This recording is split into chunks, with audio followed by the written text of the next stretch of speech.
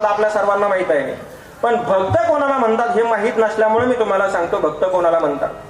जो देवापासून कधी विभक्त होत नाही त्याला काय म्हणतात? भक्त म्हणतात महाराज. भक्त ऐसे जाना जे देव उदास केले आशापास निवारोनी. आणि मग अशा प्रकारच्या त्या ठिकाणी भगवान श्रीकृष्ण आणि गोपाळांनी काय केलं? यमुनेच्या वाळवंटामध्ये काला केला महाराज. देव भक्त दोन्ही करिता ते काला दयाच्या सुखाला वर्णिकवन. महाराज म्हणतात दोघांनी जो काला केला त्याच्यामुळे गोपाळांना सुख झालं महाराज.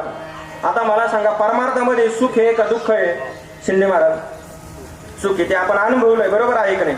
आणि संसारामध्ये दुःख आहे, आपण ते प्रमाण नाही म्हणणार. संसार दुःख मूळ चौकडे इंगळ विश्रांती नाही कोठे रात्रंदिवस तळमळ. संसारामध्ये दुःख आहे आणि परमार्थामध्ये सुख आहे हे माहिती असून सुद्धा लोक परमार्थ जास्त करतात का प्रपंच जास्त करतात? हा, प्रपंच जास्त करतात महाराज. आणि प्रपंच जास्त करून लोक म्हणतात महाराज अहो काय नाही जीवनामध्ये काय आहे, सगळं दुःखच आहे. तुम्ही मार्ग दुःखाचा स्वीकारलाय, बरोबर आहे की नाही? तुम्ही ज्या मार्गाने चाललेला आहात तो दुःखाचाच मार्ग आहे, प्रपंचामध्ये दुःखच आहे. आणि तरी तुम्ही लोकांना आरडून सांगतात. लोकांना सांगायची गरज नाही. आपल्या जगद्गुरु तुकोबरायांनी सांगितलं, दुःख बांधवडी आया संसार सुखाचा विचार नाही कोठे. तर आतापर्यंत आपल्याला सुख मिळालंय का?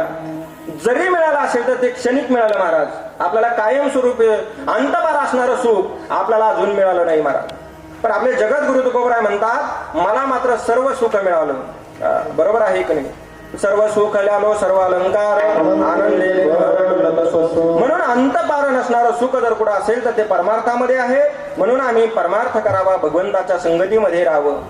गोपाळ भगवंताच्या संगतीमध्ये राहिले आणि त्यांना अंतपार नसणारं सुख काय झालं? प्राप्त झालं. ते सुख पाहिल्यानंतर नाथ महाराज म्हणतात त्या सुखाचं वर्णन मी सुद्धा करू शकत नाही महाराज.